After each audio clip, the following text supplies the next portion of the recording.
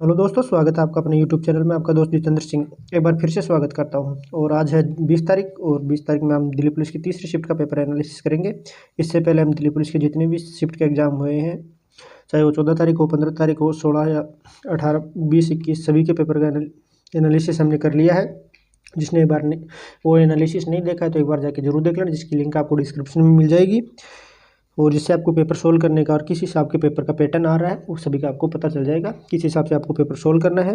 और दिल्ली पुलिस के 2 दिन की पेपर की छुट्टी होने के बाद आज फिर तीसरे दिन पेपर था, जिसमें आपके पेपर का पूरा पैटर्न चेंज कर दिया है। तो इसलिए जो एनालिसिस करा रहा है एक बार जरूर देखना, बिना किसी स्केप के हुए एंड तक जरूर देखना, क्योंकि हर क्वेश्चन आपके इंपॉर्टेंट है और किस हिसाब से पेपर का पैटर्न चेंज हो रहा है वो सभी लगातार बने रहिए।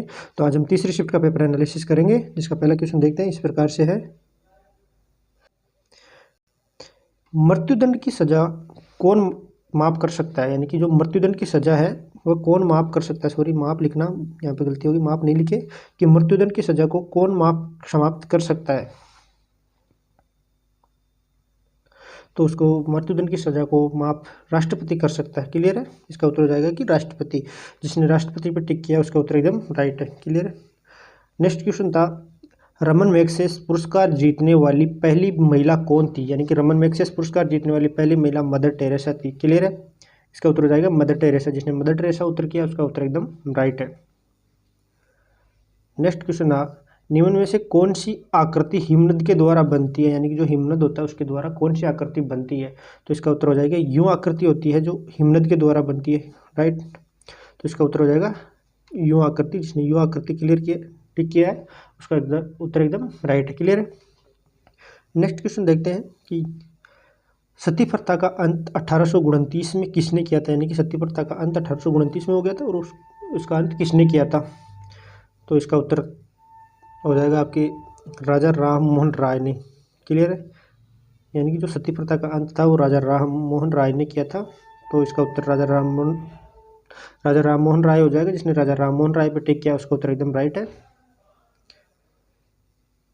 नेक्स्ट क्वेश्चन था, इनमें से कौन सा कथक नृत्य से संबंधित नहीं है? यानी कि जो उत्तर दिया क्वेश्चन दिया है ये ऑप्शन के हिसाब से होगा और ऑप्शन में शंभू महाराज था, तो इसका उत्तर हो जाएगा कि शंभू महाराज कथक नृत्य से संबंधित नहीं है। क्लियर?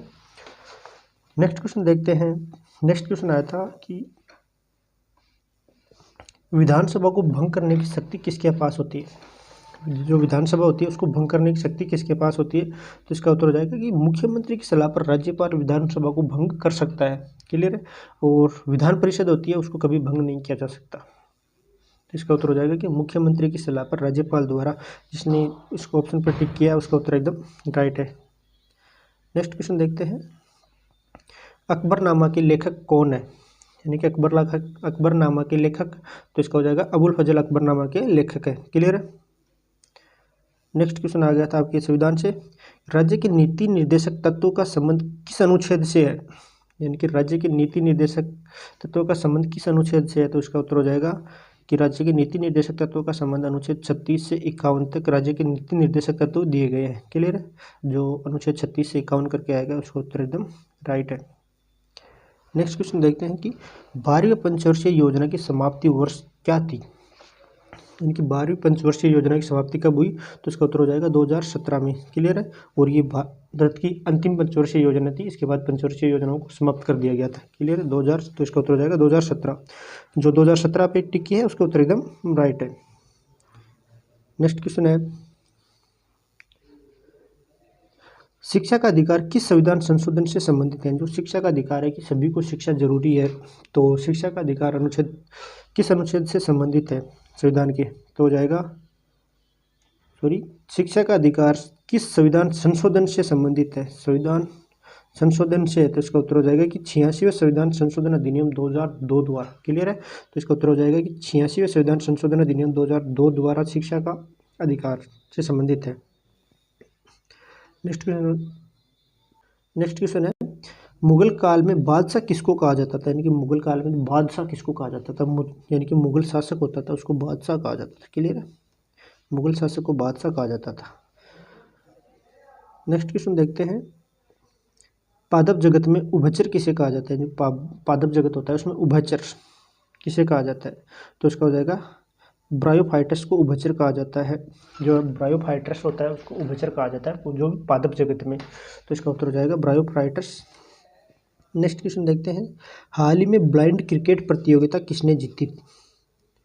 तो इसका उत्तर हो जाएगा भारत की वुमेन ब्लाइंड क्रिकेट टीम ने ब्लाइंड क्रिकेट प्रतियोगिता जीती है, जो भी ऑस्ट्रेलिया को हराकर। क्लियर है।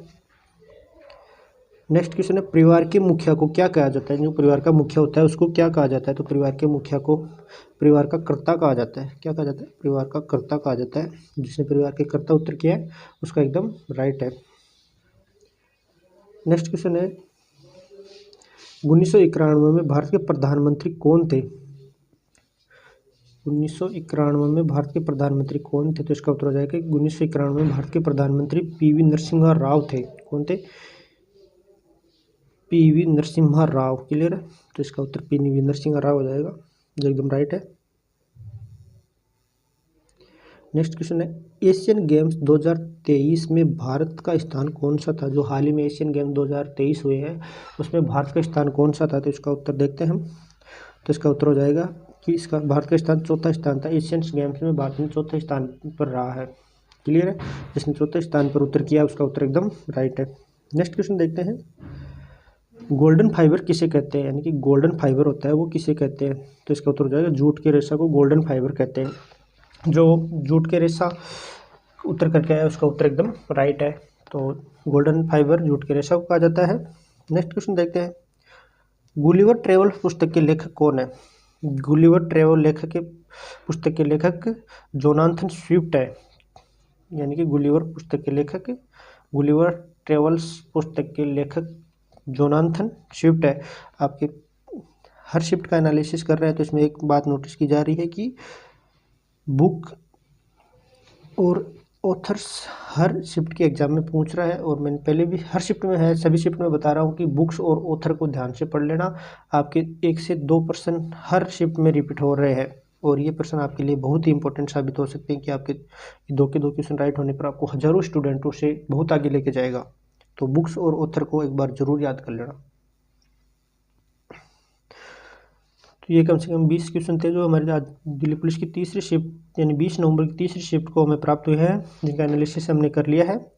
ये तो इंपॉर्टेंट क्वेश्चन थे, और आगे की शिफ्ट का एनालिसिस कल की शिफ्ट का एनालिसिस कल करेंगे। और उनकी कल एग्जाम, उनको लोग बहुत बहुत बधाइयाँ और बेस्ट ऑफ लक सभी को। अच्छे से एग्जाम दे के आना।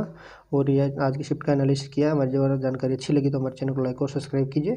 साथ ही अपने जिनकी दोस्तों के अभी एग्जाम नहीं हुए उन दोस्तों को आप आगे से आगे शेयर कीजिए, जिनसे सभी के लिए हेल्प हो और उनको पता चल जाए कि किस हिसाब से मेरे पेपर को हैंडल करना है, जिससे हमें पेपर के अच्छे से अच्छे मार्क प्राप्त करें और मेरिट लिस्ट में हमारे चांस बन जाए। क्लियर है। और आपकी दिल्ली पुलिस की फिजिकल डेट और रिजल्ट की डेट भी घोषित हो गई है। तो जिनके पेपर में 6 नंबर आ रहे हैं उनको फिजिकल की तैयारी अभी से स्टार्ट कर देनी चाहिए। तो ये थी दिल्ली पुलिस की शिफ्ट का तीसरी शिफ्ट का पेपर एनालिसिस। मिलते हैं कल। धन्यवाद।